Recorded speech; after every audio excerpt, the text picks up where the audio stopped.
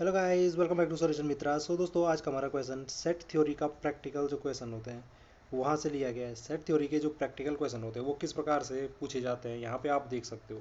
पहला क्वेश्चन जैसे आप यहाँ पे देख रहे हो, हमारे पास क्वेश्चन पूछ रखा है, there are 200 individual with a skin disorder, 120 had been expose to chemical C1, 50 to chemical C2 and 30 to both the chemical C1 and C2।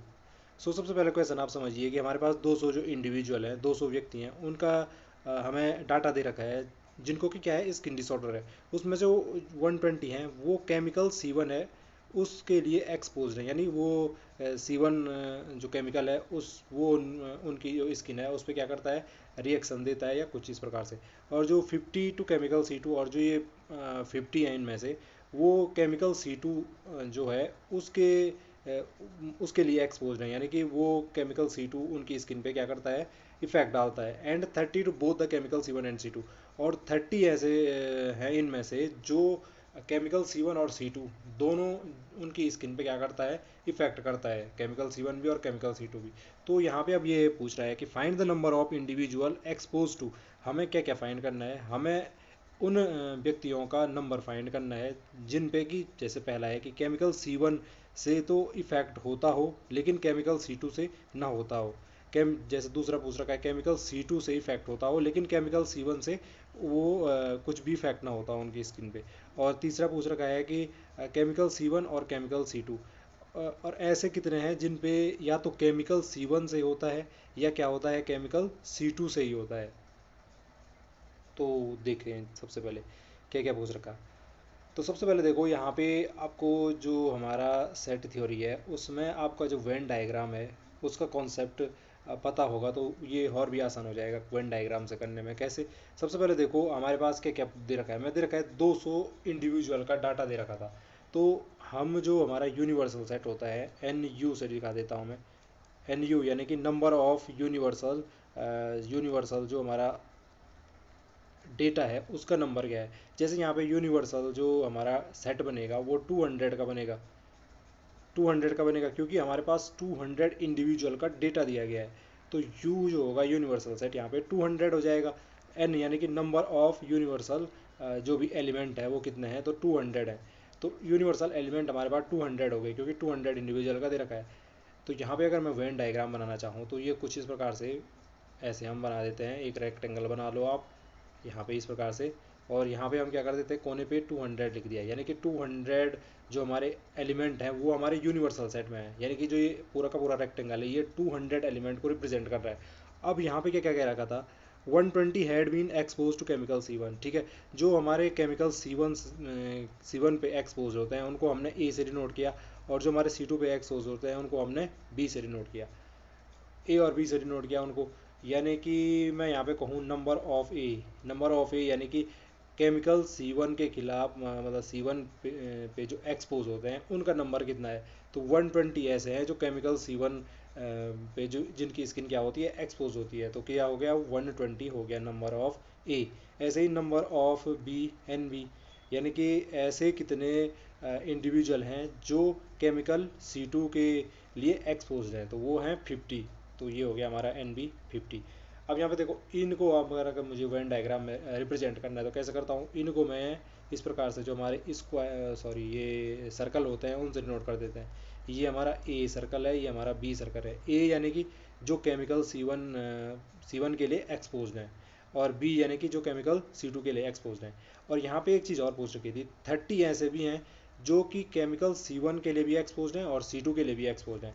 तो जो जो मतलब दोनों के लिए एक्सपोज होते हैं वो उसको कैसे डिनोट करते हैं, जैसे यहाँ पे हम इसको डिनोट करते हैं ए इंटरसेक्शन बी से। ए इंटरसेक्शन बी का मतलब है कि जो ए में भी कॉमन है बी में भी कॉमन है, यानी कि जो केमिकल C1 के लिए भी एक्सपोज हैं और C2 के लिए भी एक्सपोज हैं। तो मैं यहाँ पे अगर इसका number of A intersection B यानी कि इतने कितने इंडिविजुअल हैं जो ए और बी केमिकल C1 और C2 दोनों के लिए एक्सपोज हैं, तो वो कितने हैं, 30 हैं।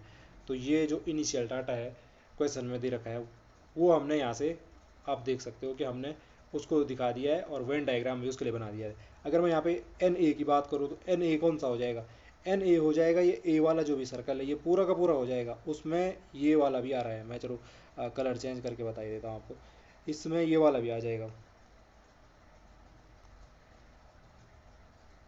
अगर मैं एन ए की बात करूँ तो एन ए में कौन सा आ जाएगा, ये वाला जो ये पूरा सर्कल है ना, ये वाला, तो एन ए है, यानी कि जो ये हमारा 120 है, तो ये पूरा का पूरा इस सर्कल को रिप्रेजेंट कर रहे हैं। अगर मैं यहाँ पे ये कहूँ कि एन बी कौन सा है, तो एन बी कौन सा हो जाएगा, एन बी हो जाएगा आपका, इसको दूसरे कलर से रिप्रेजेंट कर देते हैं, एन बी हो जाएगा जैसे ये कौन सा वाला, बी वाला, उसमें ये बी वाला जो सर्कल है इसका पूरा का पूरा ले लो इस प्रकार से, ये हमारा क्या हो जाएगा, एन बी हो जाएगा। और अगर मैं कहूँ कि ए इंटरसेक्शन बी, यानी कि ए और बी दोनों में कॉमन है, वो कौन सा हो जाएगा, तो ए और बी दोनों में कॉमन कौन सा था, पहले इसको हटा देता हूँ, ए और बी दोनों में कॉमन कौन सा था, तो यहाँ पे आप देख सकते हो आसानी से, ये बीच वाला जो है, ये ए और बी दोनों में कॉमन है, तो ये ए इंटरसेक्शन बी को रिप्रेजेंट कर रहा है।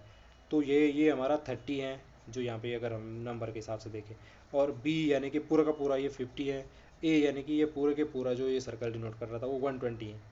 तो ये यहाँ तक की आपकी जो कहानी है वो आपने पूरी समझ ली होगी। अब यहाँ पे क्वेश्चन देखो भाई, पहला पार्ट क्या पूछ रहा था मैं, इसको मैं रफ कर दूँ, इसको मैं रफ कर दूँ, चलो रफ नहीं करते हैं, क्या पता इसकी ज़रूरत पड़े फिर से। अब यहाँ पे देखो पहला कह रहा है कि केमिकल C1 के लिए अच्छा ये पूछ रहा था find the number of individual expose to, हमें उनका नंबर फाइंड करना है जो क्या होते हैं केमिकल C1 के लिए तो एक्सपोज हैं, लेकिन केमिकल C2 के लिए नहीं है।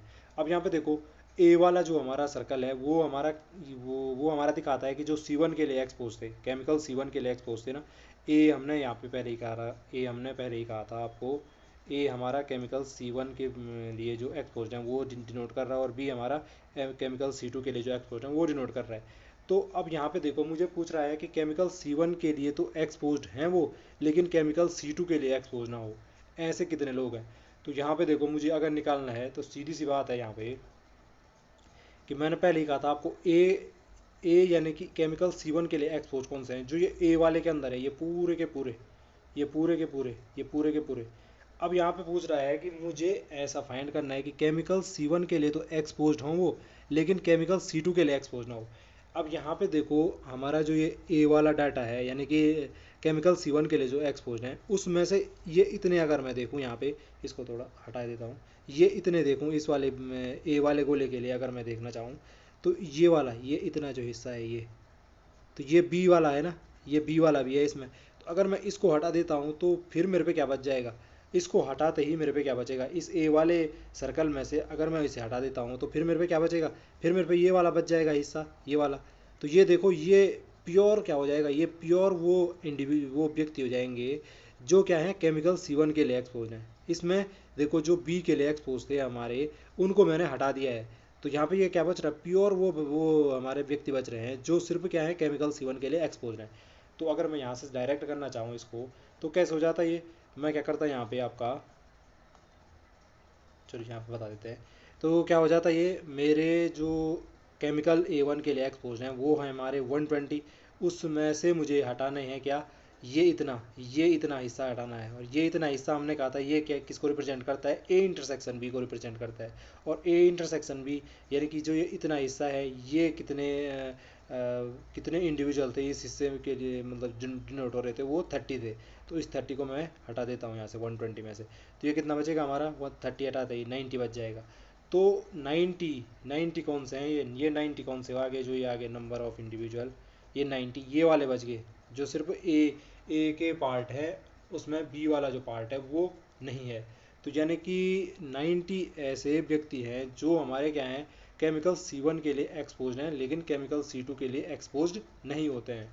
अब यहाँ पे दूसरा पार्ट देख लो, दूसरा पार्ट क्या कह रहा था हमारा, केमिकल C2 के लिए एक्सपोज हो बट केमिकल C1 के लिए एक्सपोज ना हो। इसको आप पहले खुद ही ट्राई कीजिए, मैं अपनी तरफ से बता देता हूँ क्या है। यहाँ पे पूछ रहा है कि अब हमें, अभी हमने निकाला था कि केमिकल C1 के लिए एक्सपोज हो, अब हमें निकालना है कि केमिकल C2 के लिए एक्सपोज हो लेकिन C1 के लिए एक्सपोज ना हो। यानी कि अब मुझे बी वाला जो हिस्सा था, ये पूरा का पूरा सर्कल, ये पूरा का पूरा सर्कल, ये हमने क्या कहा था, ये हमारा वो रिप्रेजेंट कर रहा है जो केमिकल C2 के लिए एक्सपोज्ड हैं। अब यहाँ पे अगर मुझे ऐसे व्यक्ति देखने हैं जो C2 के लिए तो एक्सपोज हो लेकिन C1 के लिए ना हो, तो वैसे कितने व्यक्ति हो जाएंगे, तो वैसे कितने व्यक्ति हो जाएंगे, तो बी वाले गोले में जो आपको दिख रहा है यहाँ पे, जो हमारा ये बी वाला गोला दिख रहा है, इसमें हमने क्या करना है, सिर्फ ये वाला हिस्सा लेना है, सिर्फ ये वाला हिस्सा लेना है। और इसमें से जो हिस्सा ए वाले में भी आ रहा है यानी केमिकल C1 के लिए भी एक्सपोज है, उनको हटा देना है। तो यानी कि फिर से मुझे जो ये कॉमन वाला पार्ट है ये हटा देना है यहाँ बी में से, तो जितना बचेगा वो हमारा क्या हो जाएगा, ऐसे व्यक्ति हो जाएंगे केमिकल C2 के लिए एक्सपोज है लेकिन C1 के लिए एक्सपोज नहीं है। तो NB नंबर ऑफ बी यानी केमिकल C2 के लिए एक्सपोज व्यक्तियों की संख्या वो थी हमारी 50। उसमें से मुझे क्या करना है, वो थी हमारी 50, उसमें से मुझे माइनस क्या करना है, जो ये कॉमन वाला पार्ट है इसको हटा देना है। तो वो कितने थे हमारे कॉमन वाले 30, इसको मैंने हटाया तो ये कितना बचा 20 बच गया। तो 20 आपको पता चल जा रहा है कि जो सिर्फ क्या है केमिकल, ये वाला हिस्सा आ गया 20, जो सिर्फ क्या है केमिकल C2 के लिए एक्सपोज है, C1 के लिए एक्सपोज्ड नहीं है। अब जो फाइनल पार्ट है वो क्या कह रहा है जी, फाइनल पार्ट कह रहा है हमारा कि find the number of individual expose to chemical C1 और केमिकल C2।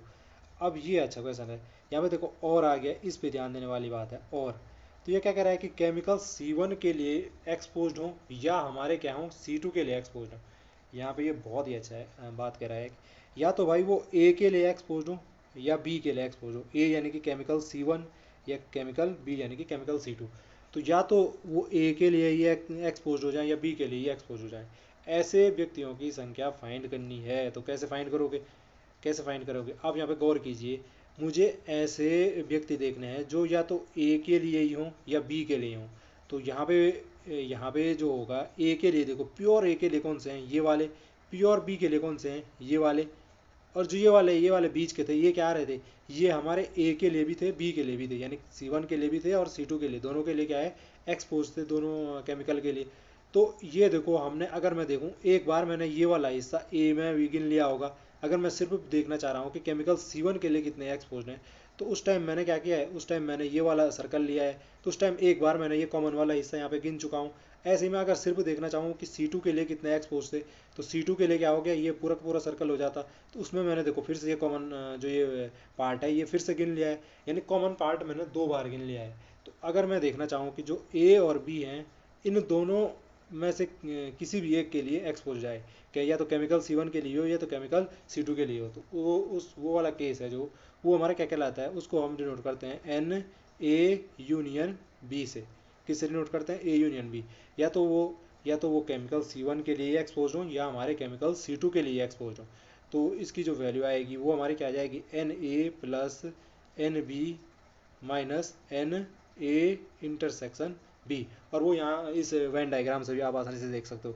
NA यानी पहले ये A वाले जोड़े मैंने कितने हैं, B यानी कि केमिकल C2 के लिए एक्सपोज हैं वो, उनको इन दोनों का सम किया मैंने, और उसमें से क्या कर दिया, ये कॉमन पार्ट मैंने 2 बार गिन लिया ना, एक बार ए में भी गिना एक बार बी में भी गिना, तो एक बार मैंने क्या कर दिया कॉमन पार्ट माइनस कर दिया। तो जो हमारे पास बचेगा इस केस में, वो हमारे पास बचेगा जो ए और बी दोनों दोनों में से किसी भी एक के लिए एक्सपोर्ट हो जाएंगे। तो वही बच जाएगा हमारे पास, इस जो कॉमन वाला है 2 बार गिन रहा हूँ ए और बी अलग अलग, उसको एक बार हटा दे रहा हूँ, बस यही किया है। तो NA यानी कि केमिकल C1 के लिए एक्सपोज हैं जो, वो कितने हैं 120। NB यानी केमिकल C2 के लिए एक्सपोज हैं वो कितने हैं 50। और माइनस करना है इसमें से NA इंटरसेक्शन B यानी जो A और B दोनों के लिए एक्सपोज थे वो कितने थे 30। इसको मैं 30 में से मतलब 30 माइनस कर दिया इसमें से, तो वो कितना हो जाएगा हमारा 170 में से 30 जाएगा, आपका कितना बचेगा 140। तो 140 ऐसे इंडिविजुअल हैं जो हमारे या तो केमिकल C1 या तो केमिकल C2 किसी भी एक केमिकल के लिए हमारे क्या होंगे एक्सपोज होंगे। तो आपने देखा कि हमने कैसे कैसे क्या किया, ये फर्स्ट पार्ट है, ये हमारा सेकंड पार्ट था, और ये हमारा क्या था थर्ड पार्ट था। इसको आप थोड़ा सा मतलब लैंग्वेज वाले हिसाब से भी करना चाहे तो कर सकते हो, लेकिन वेन डायग्राम से बहुत ही ईजिली दिख रहा है, तो वेन डायग्राम से अगर आप करना चाहो, अगर आपका एग्जाम में आता है तो आप तो वेन डायग्राम वाला लॉजिक ही लगाओ, सीधे वेन डायग्राम बना लो रफ में, और फटाफट फटाफट जो भी दे रखा है उसको कर लो। ये तो समझाने में आपको इतना टाइम लगा, नहीं तो ये आपका मुश्किल से 30 सेकेंड या इससे ज़्यादा इसमें टाइम नहीं लगना था। आई होप जो ये कॉन्सेप्ट था वो आपकी समझ में आया होगा। आज के लिए इतना ही, आपसे फिर मुलाकात होगी किसी अगली वीडियो में, तब तक के लिए स्वस्थ रहे मस्त रहे, और वीडियो देखने के लिए आप सब लोगों का धन्यवाद।